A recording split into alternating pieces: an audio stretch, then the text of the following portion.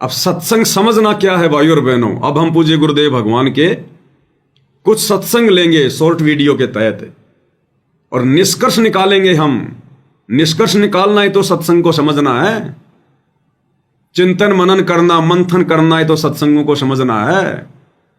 सुन लिए, वाह जी वाह, बहुत अच्छी बात कही गुरु जी ने, कानों को आनंद आया, क्योंकि परमात्मा की वाणी है, आनंद तो आएगा ही आएगा। लेकिन आनंद आनंद से बात नहीं बनेगी जब तक समझेंगे नहीं। अब आपको एक छोटा सा सत्संग सुनाते हैं गुरुदेव भगवान का, और फिर हम विचार करेंगे कि देखो कहां परमात्मा किस प्रकार से हमें समझाना चाहते हैं और किस प्रकार से हमने समझना चाहिए। अब इसमें क्या कह रहे हैं गुरुदेव भगवान, ये सन 1997 का जिक्र कर रहे हैं गुरुदेव भगवान। वही बात कि सन 1997 में मुझे कबीर परमात्मा आकर मिले कुछ समय के लिए, क्योंकि एक ही सत्संग भाई और बहनों कई प्रकार से समझना होता है, कई प्रकार से। तो इस सत्संग में एक नई चीज मिलेगी, हमें नई चीज जानने को मिलेगी और हमारा विश्वास बढ़ेगा कि धरती पर यदि कोई कबीर भगवान है तो केवल सतगुरु रामपाल जी हैं। और ये शुरू से कबीर भगवान है।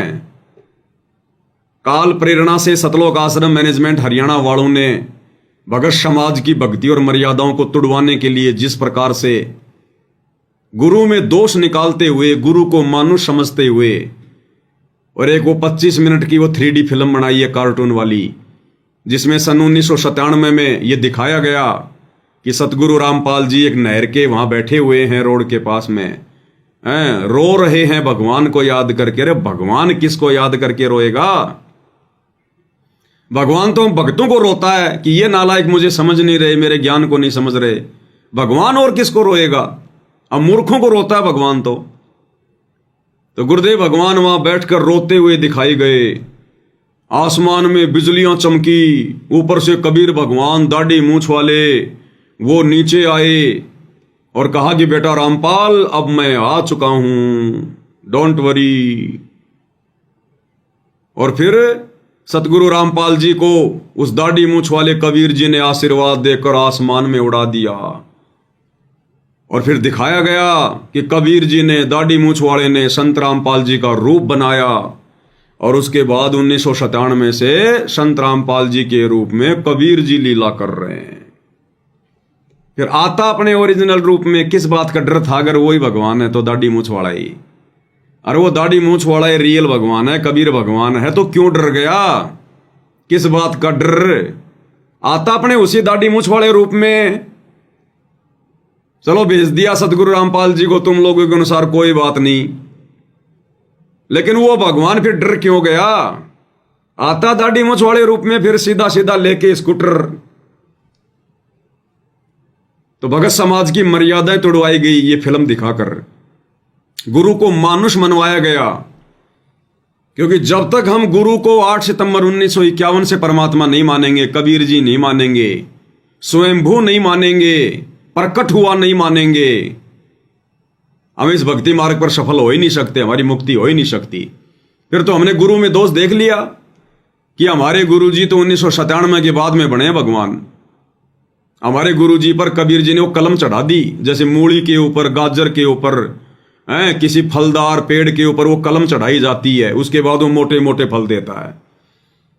तो इन लोगों ने तो यह साबित कर दिया कि संत रामपाल जी तो एकमात्र 2 कोड़ी के जीव थे, मां के गर्भ से जन्म लेकर जेर में लिपट कर आए हुए एक 2 कोड़ी के आदमी थे, जीव। उनके बस की बात नहीं थी किसी का मोक्ष करना, किसी को पार लगाना। वो तो कबीर जी फिर खुद आए, संत रामपाल जी को सतलोक भेज दिया सशरीर।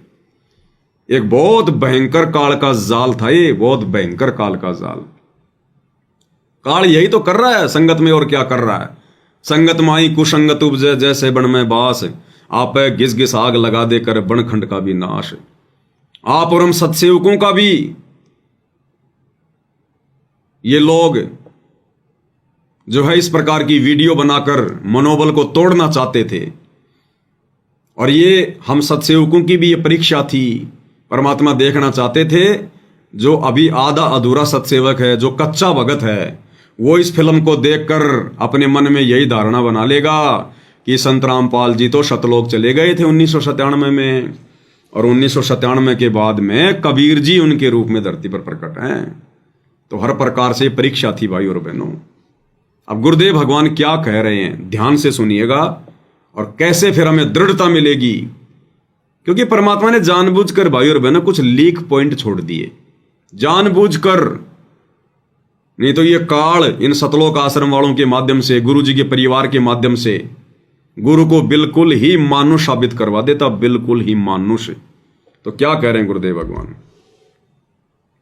परमात्मा की वाणी में लिखा है कि जिस दिन सतगुरु भेंटिया सो दिन लेख जान, बाकी जन्म गंवा दिया व्यर्थ गया बिना गुरु के नाम। जब तक आपको उपदेश नहीं मिलता मनुष्य शरीरधारी प्राणी को, तब तक आपका जीवन मनुष्य का नहीं है। अन्य पशु पक्षियों जैसी ही हम क्रियाएं कर रहे होते हैं, वो मनुष्य जीवन नहीं है। जिस दिन से आपको गुरु प्राप्त होता है, सच्चा गुरु, सतगुरु और सत साधना, उस दिन आपकी आत्मा का जन्म समझ लो पुनर्जन्म, आपका मानव का जन्म स्टार्ट होता है। जिस दिन सतगुरु भेंटिया सो दिन लेखे जान, और बाकी समय व्यर्थ गया गंवा दिया बिना गुरु के ज्ञान। तो दास को ये उपदेश प्राप्त हुआ, ये वो शुभ दिन है। और दूसरा इस समागम का महत्व है कि अमावस्या के तुरंत बाद जो एकम आती है प्रथमा, उस दिन सन 1997 में इस दास को सुनना, परम अक्षर ब्रह्म पूर्ण परमात्मा सत्य पुरुष कबीर देव जी ने दर्शन दिए, और इस समय को जो कि उन्होंने निर्धारित किया हुआ था, उसको बताया कि सार्थक समय है, अब इस सार नाम का दान करना प्रारंभ कर दे, अब इस सार नाम का दान करना प्रारंभ कर दे। क्या कह रहे हैं गुरुदेव भगवान? अपने आप को छुपाते हुए, देखो परमात्मा है भाई और बहनों, नो डाउट, नो संशय, परंतु इस काल लोक के नियम अनुसार और ज्ञान से अपनी पहचान करवाने के लिए परमेश्वर अपने आप को छुपाएंगे और अंत तक छुपाएंगे। और इस तत्व ज्ञान को आधार बनाकर यह तत्व ज्ञान इसीलिए दिया है कि इस तत्व ज्ञान की रोशनी में परमात्मा चाहने वाली आत्मा, सतलोक के लिए अधिकारी आत्मा, उस तत्व ज्ञान रूपी टॉर्च की रोशनी में अपने गुरु को पहचान लेंगी परमात्मा के रूप में। बाकी सब नहीं पहचान पाएंगे, सबको टॉर्च जलाना नहीं आता, सबको टॉर्च जलाना नहीं आता, तत्व ज्ञान रूपी रोशनी में देखना नहीं आता, ये सबके भाग्य की बात नहीं होती है। तो क्या कहते हैं कि मुझ दास को 1997 में कबीर जी मिले,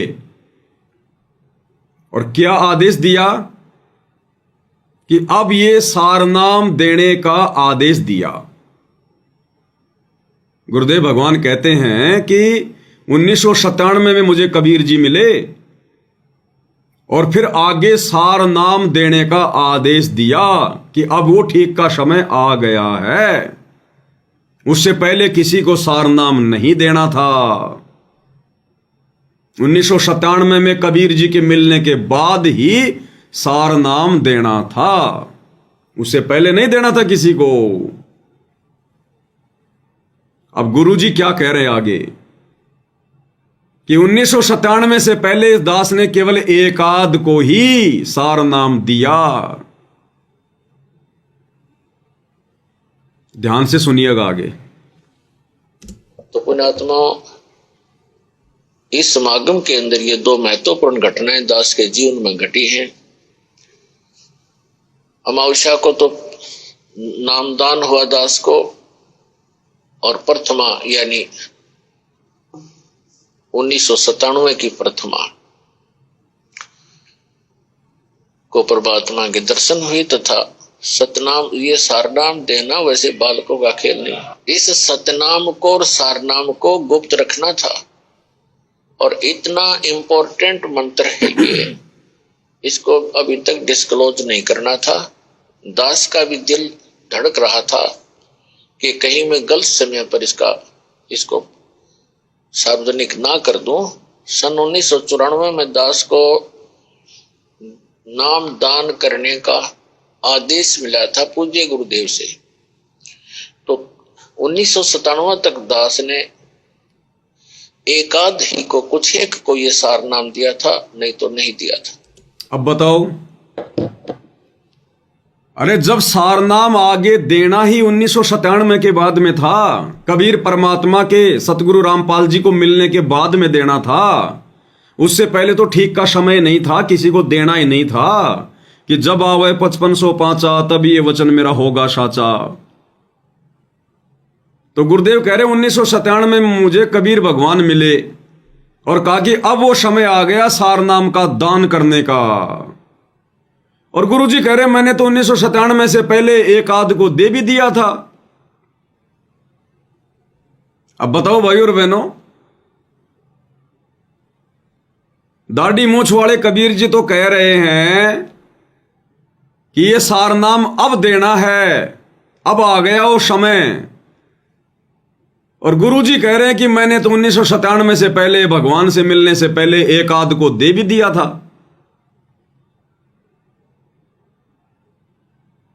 तो आया कुछ समझ में, धरती पर कौन है प्रकट 1997 से पहले ही? ये सतगुरु रामपाल जी परमेश्वर। अरे जिस कबीर भगवान ने तुम लोगों के अनुसार दाढ़ी मूछ वाले ने जब सारनाम आगे देने का समय ही 1997 के बाद का निश्चित कर रखा है, तो फिर 1997 से पहले सारनाम कोई किसी को दे कैसे देगा? कोई कैसे दे देगा किसी को सारनाम? फिर तो सतगुरु रामपाल जी ने कबीर भगवान की आज्ञा तोड़ दी।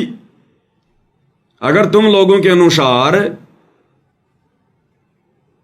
अगर सतगुरु रामपाल जी एक जीव थे, मां के गर्भ से जन्म लेकर आए थे और 1997 में कबीर जी ने उनको सतलोक भेज दिया, मुक्त कर दिया, तो सतगुरु रामपाल जी ने तो कबीर जी की आज्ञा तोड़ दी थी।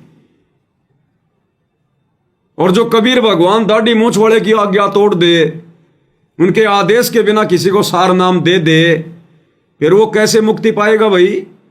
वो कैसे सतलोक जा सकता है? इस हिसाब से तो सतगुरु रामपाल जी की आत्मा फिर ब्रह्मांड में भटक रही है, क्योंकि उन्होंने तो भगवान की आज्ञा तोड़ दी थी। भगवान ने तो कहा कि अब आ गया वो समय, मैं तुझे मिला हूं 1997 में, अब ये सारनाम आगे देना है। और सतगुरु रामपाल जी खुद कह रहे हैं कि उससे पहले दास ने एक आध को दे दिया था। और दूसरी बात, गुरुदेव भगवान अपने आप को छुपाते हुए कहते हैं कि मेरे गुरुदेव ने मुझे सारनाम दिया और सारनाम देकर मुझे पाबंद कर दिया कि सारनाम देने का समय वो कब आएगा। तुझे कबीर भगवान मिलेंगे, खुद तुझे दर्शन देंगे कबीर जी, वो बताएंगे, उसके बाद ही तूने सारनाम देना है, इससे पहले डिस्क्लोज मत करना। तो सतगुरु रामपाल जी ने तो इस आधार से अपने गुरु जी का भी वचन तोड़ दिया, क्योंकि उनके गुरुजी ने कहा था कि तुझे कबीर भगवान मिलेंगे, वो बताएंगे, उसके बाद में तूने सारनाम देना है। और सतगुरु रामपाल जी ने कबीर जी के मिलने से पहले सारनाम दे दिया, एक आध को खुद ही कह रहे हैं। तो इस हिसाब से तो सतगुरु रामपाल जी तो गुरुमुखी भी नहीं थे। फिर तो सतगुरु रामपाल जी भी आप और हमारी तरह गुरुद्रोही हो गए, फिर जिन्होंने अपने गुरु जी की बात ही नहीं मानी। और जो अपने गुरु की आज्ञा में नहीं रहेगा, फिर उनकी आज्ञा में कौन रहेगा? तो अंध भक्तों को समझ में आ जानी चाहिए, सतलोक आश्रम वालों को समझ में आ जानी चाहिए, ये सतगुरु रामपाल जी किसी के आदेश के गुलाम नहीं है, किसी के हुक्म के हिसाब से नहीं चलते, ये मन मर्जी के मालिक हैं। और ये 8 सितंबर 1951 से स्वयंभू परमात्मा है धरती पर। इनको कोई गुरु बनाने की जरूरत नहीं थी। ये गुरु तो आप और हम जैसे मंद बुद्धियों को शिक्षा देने के लिए कि गुरु के प्रति कैसा भाव होना चाहिए, कैसी श्रद्धा होनी चाहिए, इसलिए गुरु धारण किया, मुंह बोला गुरु।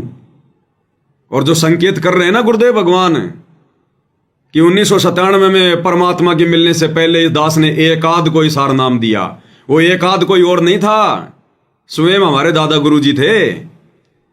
स्वयं आदरणीय राम देवानंद जी, उनको सतगुरु रामपाल जी ने सार नाम दिया था। सतगुरु रामपाल जी आदरणीय राम देवानंद जी के गुरु थे, गुरु, सतगुरु। क्योंकि जगत गुरु को गुरु बनाने की जरूरत नहीं पड़ती है, केवल एक लोक दिखावा करना पड़ता है। और फिर क्या कह रहे हैं कि दास हिचक रहा था, दास हिचक रहा था, घबरा रहा था कि गुरुजी ने सार नाम देने से मना कर दिया और कबीर जी अभी तक मेरे को मिले नहीं। तो दास घबरा रहा था, दास हिचक रहा था कि कहीं मेरे से गलती ना बन जाए सार नाम देने में। तो गलती तो बनी गई। फिर अगर सतगुरु रामपाल जी को कोई भगत एक जीव समझता है तो गलती तो बनी गई फिर। क्योंकि सतगुरु रामपाल जी के गुरु जी ने कहा था कि जब तक तुझे कबीर भगवान ना मिले तब तक किसी को सार नाम मत देना। और उधर खुद सतगुरु रामपाल जी कह रहे हैं कि 1997 से पहले इस दास ने एक आध को सार नाम भी दे दिया। तो ना तो सतगुरु रामपाल जी इस सत्संग के आधार से अपने गुरु जी के वचन में रहे और ना इन्होंने कबीर जी के मिलने का इंतजार किया। तो ये तो दोनों तरफ से गए, ना घर के ना घाट के, आप लोगों के अनुसार। फिर ऐसे गुरु से उपदेश लेने के बाद में हमारा कैसे मोक्ष हो जाएगा? तो भक्तों, अपनी ये जो बुद्धि है ना, जिसके ऊपर जंग लगी हुई है, इसको झाड़ लो। गुरु को मानुष समझने की गलती मत करो, भूल मत करो। और गुरुदेव कह रहे दास हिचक रहा था। अब बताओ, अगर सतगुरु रामपाल जी वास्तव में अगर घबरा रहे थे सार नाम देने से, अगर वो हिचक रहे थे, अब घबराएगा कौन, हिचकेगा कौन? जो पूरी तरह से संतुष्ट नहीं होगा कि क्या करना और क्या नहीं करना। और ऐसा गुरु अगर किसी को सार नाम दे रहा है और वो हिचक भी रहा है, तो गुरु खुद ही शंका में है। उसके भगत कहां से शंका रहित हो जाएंगे? वो सार नाम फिर भगत पे कहां काम करेगा, जब गुरु खुद ही सार नाम देने से हिचक रहा है कि देना चाहिए कि नहीं देना चाहिए, देना चाहिए कि नहीं देना चाहिए। सुन लो, एक बार दोबारा सुन लो, गुरुदेव के मुख कमल से सुन लो कि दास हिचक रहा था कि कहीं मेरे से गलती ना बन जाए। दान करना प्रारंभ कर दे। तो पुण्यात्मा, इस समागम के अंदर ये दो महत्वपूर्ण घटनाएं दास के जीवन में घटी हैं। अमावस्या को तो नामदान हुआ दास को, और प्रथमा यानी 1997 की प्रथमा को परमात्मा के दर्शन हुए तथा सतनाम, ये सारनाम देना वैसे बालकों का खेल नहीं। ये सार नाम देना वैसे बालकों का खेल नहीं है। ये संकेत भी कर दिया गुरु जी ने बीच में कि परमात्मा के अलावा इसे कोई दे नहीं सकता। अब खुद को तो परमात्मा कहेंगे नहीं, और संकेत कर दिया कि ये सार नाम देना कोई बालकों का काम नहीं है। तो खुद को परमात्मा भी साबित कर दिया। और अब कह रहे हैं 1997 से पहले मैंने एक आध को सार नाम भी दे दिया, और मैं हिचक भी रहा था कि कहीं मेरे से गलती ना बन जाए। सुन लो ध्यान से, सतनाम को और सारनाम को गुप्त रखना था। और इतना इंपॉर्टेंट मंत्र है ये, इसको अभी तक डिस्क्लोज नहीं करना था। दास का भी दिल धड़क रहा था कि कहीं मैं गलत समय पर इसको सार्वजनिक ना कर दूं। सन 1994 में दास को नाम दान करने का आदेश मिला था पूज्य गुरुदेव से। तो 1997 तक दास ने एकाध ही को, कुछ एक को ये सार नाम दिया था, नहीं तो नहीं दिया था। 1997 तक दास ने एकाध ही को, कुछ एक को ये सार नाम दिया था, नहीं तो नहीं दिया था। मुझे हिचका हुआ देखकर परमात्मा ने आपको आना पड़ा। मुझे हिचका हुआ देखकर भटक रहे। क्या कह रहे हैं गुरुदेव? जीव तो जीव जितनी सोच। मुझे हिचका हुआ देखकर परमात्मा ने आना पड़ा, और कह रहे मैंने एक आध को सार नाम भी दे दिया था। अब हिचका हुआ गुरु, घबराया हुआ गुरु अगर किसी को सार नाम दे रहा तो कहां से काम करेगा वो सार नाम, जब गुरु खुद ही हिचका हुआ है। आप लोगों के अनुसार हमें तो मालिक की लीला समझ में आ रही है कि परमात्मा क्या कहना चाहते हैं, कहां अपने आप को छुपा रहे हैं। लेकिन आप सतलोक आश्रम वालों के लिए समझाया जा रहा है, बताया जा रहा है कि जो गुरु खुद ही हिचका हुआ है, घबराया हुआ है कि देना चाहिए कि नहीं देना चाहिए, जिसको समय का भी नहीं पता, ठीक के समय का भी नहीं पता, तो उसके द्वारा दिया गया सारनाम फिर क्या खाक काम करेगा? तो क्या कह रहे मालिक? सन 1994 में दास को नाम दान करने का आदेश मिला था पूज्य गुरुदेव से। तो 1997 तक दास ने एकाध ही को, कुछ एक को ये सार नाम दिया था, नहीं तो नहीं दिया था। 1997 तक दास ने एकाध ही को, कुछ एक को ये सार नाम दिया था, नहीं तो नहीं दिया था। मुझे हिचका हुआ देखकर परमात्मा ने आपको आना पड़ा, क्योंकि वो आपके लिए भटक रहे हैं। हम तो जीव हैं, जीव तो जीव जितनी सोच ही रखता है। तो पुण्यात्माओं, आज तक परमात्मा ने सतनाम और सारनाम की कितने छींट भी नहीं लगने दी किसी व्यक्ति को, इसकी भाप भी नहीं आने दी किसी तक। आदरणीय नानक साहब जी को सतनाम प्राप्त हुआ था, लेकिन उनको सख्त हिदायत दे दी थी कि अभी डिस्क्लोज मत करना, नहीं तो मेरा सारा मिशन खराब हो जाएगा। परमात्मा कबीर जी ने कहा था। अब भाई और बहनों, ये तत्व ज्ञान है, गुरुदेव भगवान के सत्संग है ये गीता, वेद, कुरान, पुराण, इनको समझना आसान है। तत्वदर्शी संत के सामान्य भाषा में किए गए सत्संगों को समझना सामान्य बात नहीं है। अब बताओ, इस सत्संग के आधार से अगर हम लोग विचार करें, निर्णय करें, तो बताओ, सतगुरु रामपाल जी ना तो अपने गुरु जी के वचन में रहे, ना उन्होंने कबीर भगवान का इंतजार किया, ना उनकी आज्ञा का पालन किया, उससे पहले ही सारनाम भी दे दिया और घबराते घबराते दिया। अब बताओ फिर कैसे हम इनको पूर्ण गुरु कहेंगे, पूर्ण संत कहेंगे भाई? अब इन सत्संगों को समझना भाई और बहनों टेढ़ी खीर है। इस प्रकार से इन सत्संगों को ना समझ पाने के कारण इन लोगों ने ये फिल्म बना दी 25 मिनट के आश्रम वालों ने, कि भाई संत रामपाल जी ने तो बहुत सारी गलतियां कर रखी हैं, कबीर भगवान के मिलने से पहले उनके आने का इंतजार ही नहीं किया और एक आध को सारनाम भी दे दिया घबराते घबराते। इसलिए फिर कबीर जी ने संत रामपाल जी से नाराज होकर कि तूने मेरी आज्ञा के बिना सारनाम कैसे दे दिया, और संत रामपाल जी को बादलों में उड़ा दिया कि तू जा, अब तेरा काम नहीं है यहां पर, तू तो बहुत गलतियां करता है। इस आधार से इन लोगों ने फिल्म बनाई है, गुरु को मानुष मानकर। अरे जिस कबीर भगवान ने, आप लोगों के अनुसार दाढ़ी मूंछ वाले ने, अगर वो समय निश्चित कर रखा था 1997 का, उससे पहले किसी को सारनाम देना ही नहीं था, तो संत रामपाल जी को क्यों दे दिया फिर सारनाम? फिर तो कबीर भगवान भी गलती पे है। क्या कबीर भगवान को जीव की औकात का नहीं पता?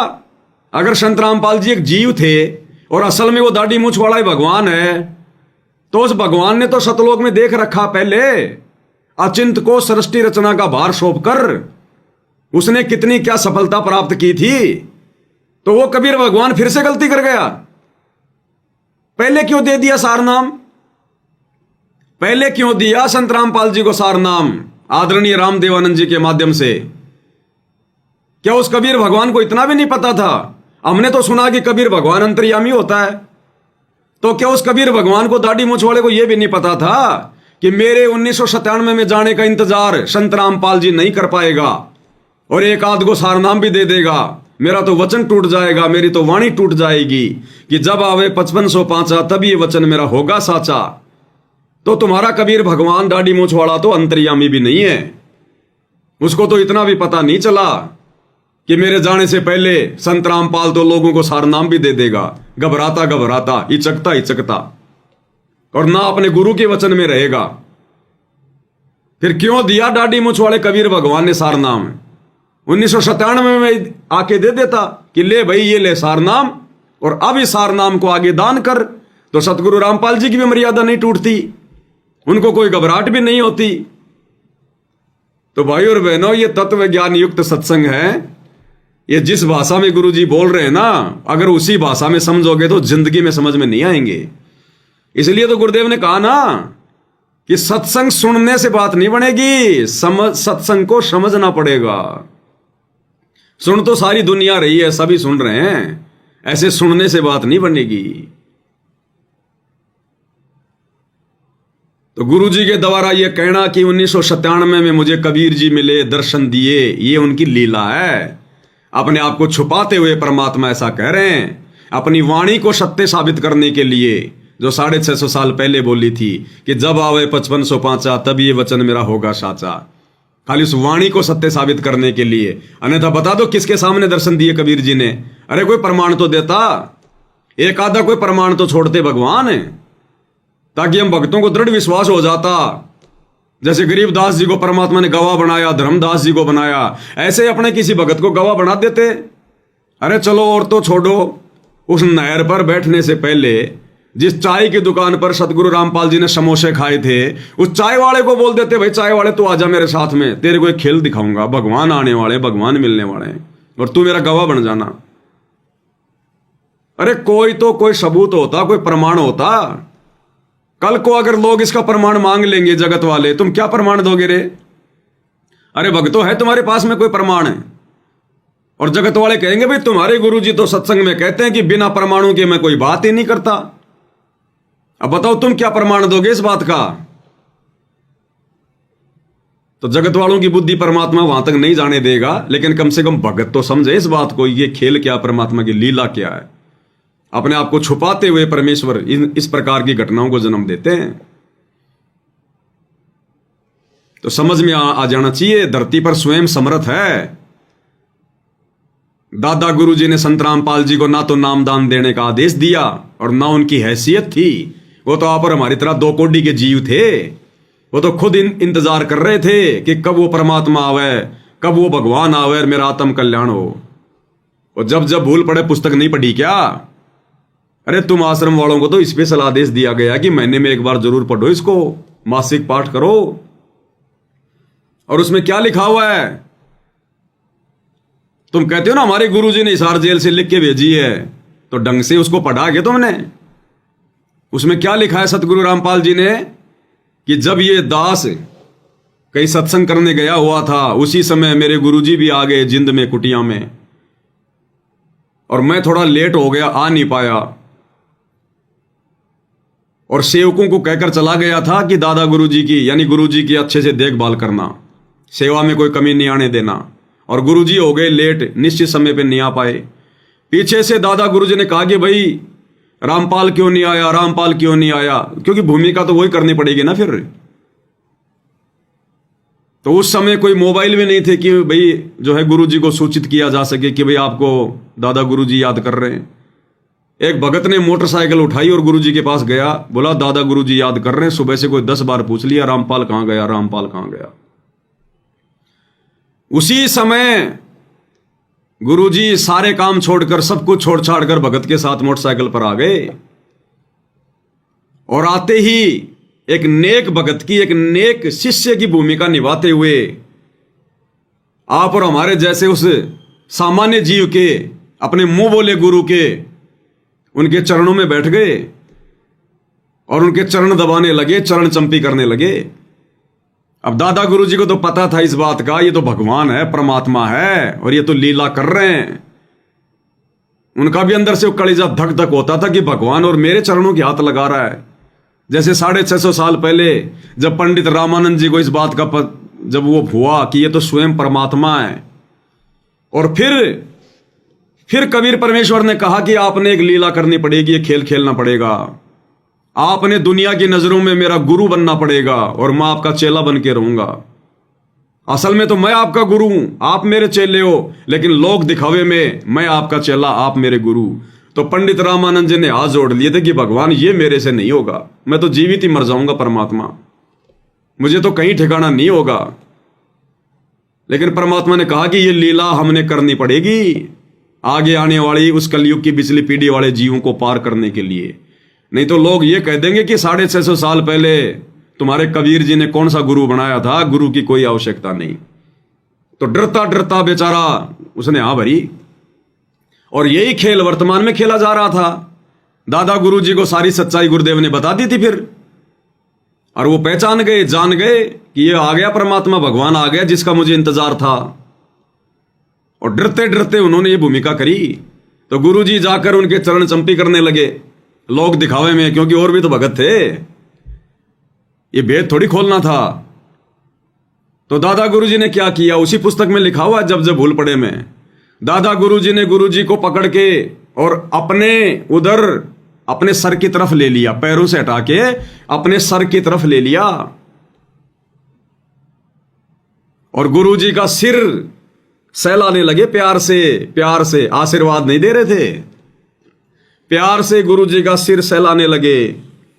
और उस जब जब भूल पड़े पुस्तक में क्या लिखा है, सिर सहलाते सहलाते दादा गुरुजी ने क्या कहा संत रामपाल जी को कि आज मैंने भगवान पा लिया और तेरा पाना बड़ा दुर्लभ हो गया। आज मैंने भगवान पा लिया। अरे भगवान कौन है? दादा गुरुजी तो कबीर पंथी थे ना, वो राम को भगवान थोड़ी कहेंगे, श्री कृष्ण को थोड़ी कहेंगे, कबीर पंथियों का भगवान तो कबीर जी है। तो क्या बोले दादा गुरुजी, उस पुस्तक में लिखा हुआ है, आंख फाड़ के पढ़ लेना आश्रम वालों, कि आज मैंने भगवान पा लिया और तेरा पाना बड़ा दुर्लभ हो गया। और गुरुजी कह रहे मैं कुछ नहीं बोला, मैं चुपचाप रहा। वो उनके अंदर की आवाज थी। तो कौन थे सतगुरु रामपाल जी? कौन है सतगुरु रामपाल जी? कौन थे उनके गुरु, या वो थे उनके गुरु? ये जगत गुरु है। इसलिए 1997 से पहले ये प्रमाण दे दिया सारनाम देकर, एक आदि आत्मा, यानी खुद अपने मुंह बोले गुरु को। सतगुरु रामपाल जी ने 1997 से पहले आदरणीय राम देवानंद जी को, उस एक आध आत्मा में आदरणीय राम देवानंद जी शामिल है, केवल उन्हीं को दिया था, उनको दिया सारनाम। और अपने भाई को, महेंद्र को जो सारनाम दिया वो तो नकली है, नकली, जो आप भाई बहनों को दिया जा रहा है, ओम सोहम सत्य कबीर, ओम सोहम सत्य कबीर। महेंद्र को तो ये दिया था नकली, ओरिजिनल सारनाम उस आत्मा को दिया था आदरणीय राम देवानंद जी को। एक आदमी वो आत्मा शामिल है। तो इस भगवान को किसी को सारनाम देने के लिए किसी की आज्ञा लेने की जरूरत नहीं है, 1997 का इंतजार करने की जरूरत नहीं है। ये परमेश्वर है, अपनी मर्जी का मालिक है, किसी का गुलाम नहीं है। गुलाम आप और हम 2 कोटि के जीव होते हैं उस परमात्मा के। तो समर्थ है, समर्थ ने अपनी समर्थता का प्रमाण दे दिया। ये सत्संग है परमात्मा के, सुनने से समझ में नहीं आएंगे, परमात्मा की विशेष मेहर चाहिए। और वर्तमान में तो साथ संगति से जुड़े बिना बिल्कुल समझ में नहीं आएंगे, चाहे कोई कितनी कोशिश क्यों ना कर लो, लाख बार क्यों ना सुन लो, क्योंकि ज्ञान योग परमात्मा साथ संगति से जुड़ने के बाद ही खोलेगा, इससे पहले नहीं खोलेगा भगवान। ये उनका विधान है, उनका रूल है कलयुग की पिछली पीढ़ी में। तो क्लियर किया गुरुदेव भगवान ने। अब आगे देखिएगा, अब आगे गुरुदेव दूसरे सत्संग में क्या कह रहे हैं। अभी सत्संग में गुरुदेव भगवान अपने आप को क्या कह रहे हैं। जो भाई बहन अपने गुरुजी को मानुष मान रहे हैं ना, आम व्यक्ति मान रहे हैं ना, और उस सत्संग के अनुसार जो मान रहे कि गुरुजी ने तो डरते डरते सारनाम दिया था, इचकते दिया था, क्योंकि गुरुजी कह रहे हैं। अब गुरुजी क्या कह रहे हैं? गुरुजी अपने आप को छुपाते हुए कह रहे हैं कि इस दास को इस अध्यात्म का मास्टर बनाकर भेज दिया परमात्मा ने आपके लिए, आप और हमारे लिए।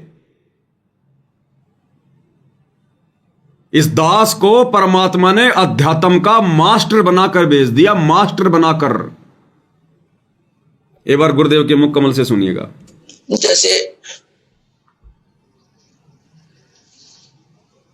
परमात्मा स्वयं आए यहाँ पर, प्रत्येक युग में आते हैं, वेद गवाही देते हैं। कबीर साहब कहते हैं वेद मेरा भेद है। मैं क्या कह रहे हैं गुरुदेव? परमात्मा प्रत्येक युग में आते हैं, स्वयं आते हैं और वेद गवाही दे रहे हैं। तो वर्तमान में ये कोई युग नहीं है क्या? अरे कलयुग कोई युग नहीं है क्या कि प्रत्येक युग में परमात्मा आते, स्वयं आते हैं, वेद गवाही दे रहे हैं? तो वर्तमान ये कलयुग कोई युग नहीं है क्या? ये भी तो युग है ना, तो इस समय भी तो परमात्मा स्वयं ही आएंगे ना, किसी और को थोड़ी भेजेंगे। फिर जब वेद गवाही दे रहे हैं तो फिर वेद झूठे हो जाएंगे।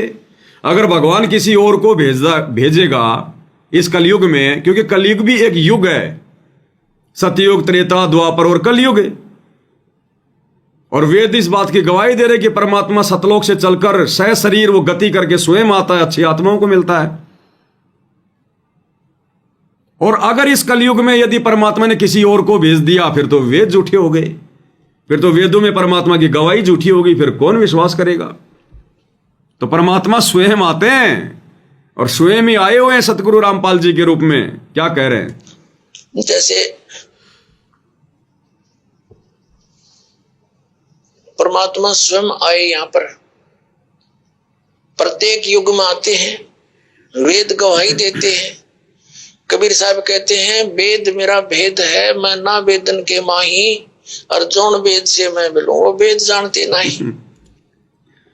सत्संग मेरा भेद है, मैं ना सत्संग के माही, और जौन सत्संग से मैं मिलूं वो भगत जानते नहीं। सत्संगों में भगवान की जानकारी है, सतगुरु रामपाल जी परमेश्वर जी की जानकारी है, पर मैं ना सत्संग के माई, क्योंकि गुरुदेव ने सत्संग इसी हिसाब से किए, अपने आप को जीव साबित करके, अपने आप को 2 कोटि का जीव बताकर, अपने आप को जन्म लिया हुआ बताकर, परमात्मा का दास बताकर, परमात्मा का भेजा हुआ बताकर। तो सत्संग मेरा भेद है पर मैं ना सत्संग के माई। गुरुदेव कहते हैं अगर तुम इन सत्संगों को जैसा मैं बोल रहा हूं अगर वैसा ही समझोगे तो कभी भी नहीं पहचान पाओगे। और जौन सत्संग से मैं मिलूं, यानी जिस सत्संग से मेरी जानकारी होगी, पहचान होगी, वो भगत जानते नहीं। वो सत्संग है सात संगति, और सात संगति से काल भक्तों को जुड़ने नहीं दे रहा। तो बताओ कैसे मिलेगा फिर भगवान? क्या कह रहे हैं परमात्मा? जैसे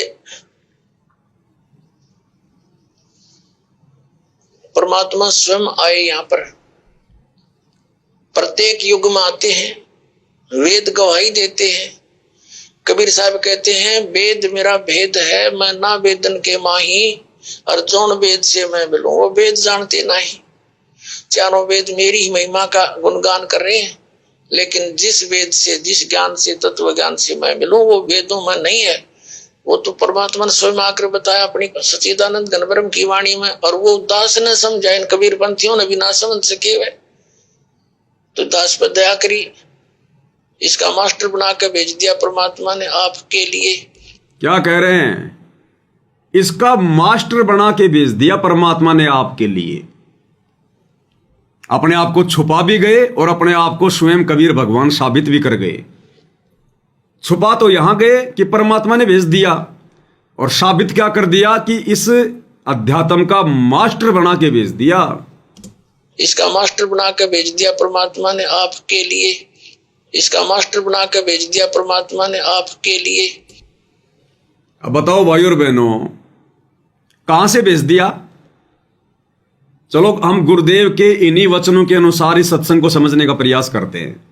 इस दास को परमात्मा ने भेज दिया आपके लिए मास्टर बनाकर।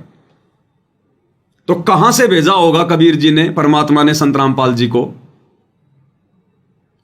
भाई अगर इस पृथ्वी से ही अगर सारा काम हो रहा होता तो ये थोड़ी कहते कि भेज दिया। भेज दिया मतलब सतगुरु रामपाल जी को कहीं और से भेजा गया है ना, इस पृथ्वी के अलावा कहीं और से भेजा गया है।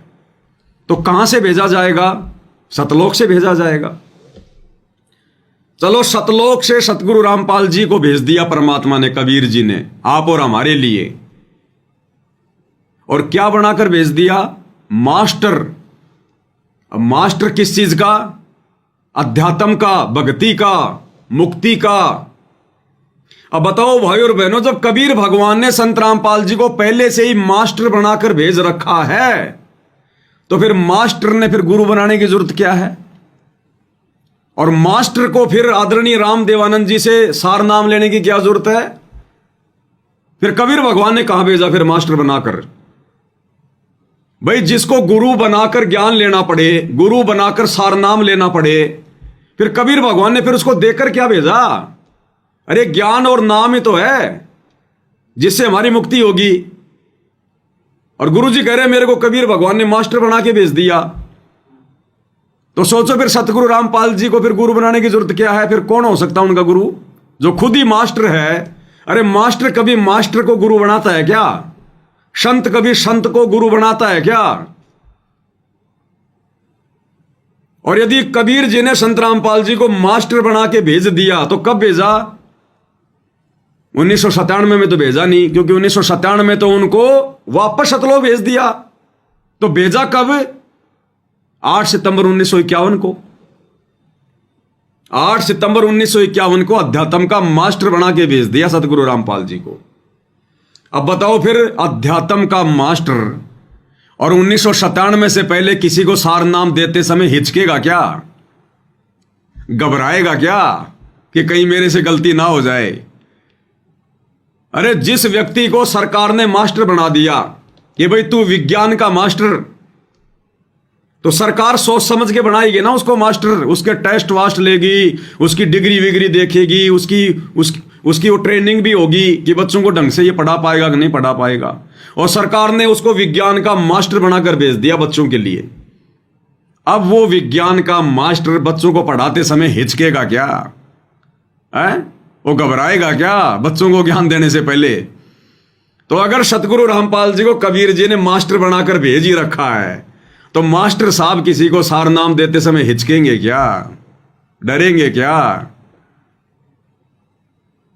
और अगर सतगुरु रामपाल जी को सार नाम भी अगर राम देवानंद जी से लेने की जरूरत पड़ी है, तो फिर कबीर जी ने फिर उनको देके क्या भेजा? फिर उनको मास्टर कायगा बना दिया। तो भाई और बहनों, ये अध्यात्म है, ये परमात्मा अपने आप को कदम कदम पर छुपाएगा, कदम कदम पर। और ये तत्व ज्ञान रूपी टॉर्च जो गुरुदेव ने दे दी, हमने इसी से पहचानना पड़ेगा कि ये परमात्मा है, बाकी और कोई विकल्प नहीं है। तो भाई ये स्वयं अध्यात्म के मास्टर हैं, इनको भेजने वाला कोई नहीं है। और दूसरी बात भाई और बहनों, कॉमन सेंस की बात है। भाई संत रामपाल जी को अध्यात्म ज्ञान कहां से हो गया? आज से पहले जितने भी संत महात्मा हुए हैं तत्वदर्शी, उनको कबीर जी सतलोक लेकर गए। कबीर जी ने खुद आकर उनको ज्ञान दिया, उनका ज्ञान योग खोला, तब जाकर उन्होंने आगे तत्व ज्ञान का प्रचार किया। धर्मदास जी को परमात्मा सतलोक से आकर मिले, फिर उनको सतलोक लेकर गए, फिर धर्मदास जी ने परमात्मा की महिमा गाई। अब बताओ संत रामपाल जी को कब मिले भाई? संत रामपाल जी को कब मिले कबीर भगवान सतलोक से आकर? कब उनका ज्ञान योग खोला, कब उनको ये दिया सब कुछ जो उन्होंने आगे बताना शुरू किया? उन्होंने तो कबीर भगवान के 1997 में मिलने से पहले ही पूरा ज्ञान दे दिया, लोगों को सारनाम भी दे दिया, शतनाम भी दे दिया, प्रथम नाम भी दे दिया। फिर ये परमात्मा मलुकदास जी को लेकर गए सतलोक, उनको सतलोक दिखाया, उनका ज्ञान योग खोला, उन्होंने फिर आगे ज्ञान प्रचार किया। अब संत रामपाल जी को कौन से दिन कबीर भगवान सतलोक ले गए? कौन से दिन उनका ज्ञान योग खोला? फिर गरीबदास जी को परमात्मा आके मिले, सतलोक लेकर गए, ज्ञान योग खोला। संत रामपाल जी को कब लेकर गए, कब मिले, कब उनका ज्ञान योग खोला? नानक जी को परमात्मा आके मिले, सतलोक लेकर गए, बेई नदी से ज्ञान योग खोला, सतलोक दिखाया, तब उन्होंने आगे परमात्मा का प्रचार प्रसार किया। तो संत रामपाल जी कब सतलोक गए, कब उन्होंने सतलोक देखा? और बिना सतलोक देखे, बिना सतलोक गए, वो कैसे सतलोक का ज्ञान प्रचार कर सकते हैं? कैसे वो वहां की बातें बता सकते हैं जो वेदों में भी नहीं है, सूक्ष्म वेद में भी नहीं है? भाई गरीबदास जी ने क्या कहा कि हम देखा सो साच है और शकल परपंच, कि मैंने अपनी आंखों से सतलोक जाकर जो देखा है वो सत्य है, बाकी सब झूठ है। तो बताओ सतगुरु रामपाल जी ने तो अपनी आंखों से कभी सतलोक जाकर देखा ही नहीं। अगर आप लोग उनको 2 कोटि का जीव मानते हो, मां के गर्भ से जन्म लिया हो मानते हो, तो कौन से दिन कबीर जी आकर मिले संत रामपाल जी को, फिर उनको सतलोक दिखाया? अरे इनको तो 1997 में मिले, आप लोगों के अनुसार, फिर भी सतलोक नहीं दिखाया। तो बताओ बिना सतलोक देखे, बिना ज्ञान योग खोले, क्योंकि ना तो गुरु जी ने यह जिक्र किया कि 1997 में भगवान ने मेरा ज्ञान योग खोल दिया या मेरे को सतलोक दिखाया। बताओ फिर वो कैसे पूर्ण गुरु हो सकता भाई? कैसे हम उसको तत्वदर्शी संत कहेंगे भाई? तो निष्कर्ष ये निकलता है कि जो परमात्मा दुनिया को सतलोक दिखाता है उसको सतलोक दिखाने की औकात सृष्टि में किसी की नहीं है, और जो सतलोक का राजा है उसे सतलोक देखने की जरूरत नहीं है। तो सतगुरु रामपाल जी स्वयं सतलोक के राजा हैं, शहंशाह हैं। ये तो आप और हम आत्माओं को दिखाते हैं सतलोक है। तो परमेश्वर पूरी दुनिया में डंका पीट रहे हैं, साहिब ने भेद दिया सब खोला अपनी सतलोक रजधानी का। आज से पहले खोला किसी ने ये भेद पूरा? अरे लोगों ने सतलोक भी देख लिया, कबीर भगवान से भी मिल लिए, ज्ञान योग भी खुलवा लिया, फिर भी डंका पीटा क्या? सतलोक राजधानी का पूरा भेद बताया क्या? और सतगुरु रामपाल जी ने ना सतलोक देखा, ना किसी ने ज्ञान योग खोला, ना उनको कबीर भगवान मिले। और उससे पहले ही सतगुरु रामपाल जी ने 1994 से पूरे अध्यात्म का डंका पीट रखा है। सत्संग कर करके छोड़ दिए, जिंद के, करोथा के, काठमंडी के, नांगलोई के, रोहतक के लोगों को सारनाम भी दे दिया। तो कौन है ये परमात्मा? तो अपने आप को छुपाएगा ये भगवान। ये छुपा रुस्तुम है, छुपा रुस्तुम। नानक जी ने परमात्मा को ठग का ठग, ए ठगवाड़ा ठगी देश खणा सियारा बोता भार ये दानक रूप रा करतार। कि ये ऐसे ठगता है, ये काल को भी ठग रहा है।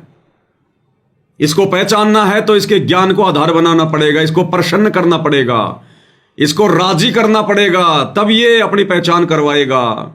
और वेदों में परमात्मा को तस्करा कहा गया है। तस्करा यानी जो आंखों में धूल झोंक के अपना काम करता है। काल की आंखों में धूल झोंक के परमात्मा अपना ज्ञान प्रचार कर रहा है।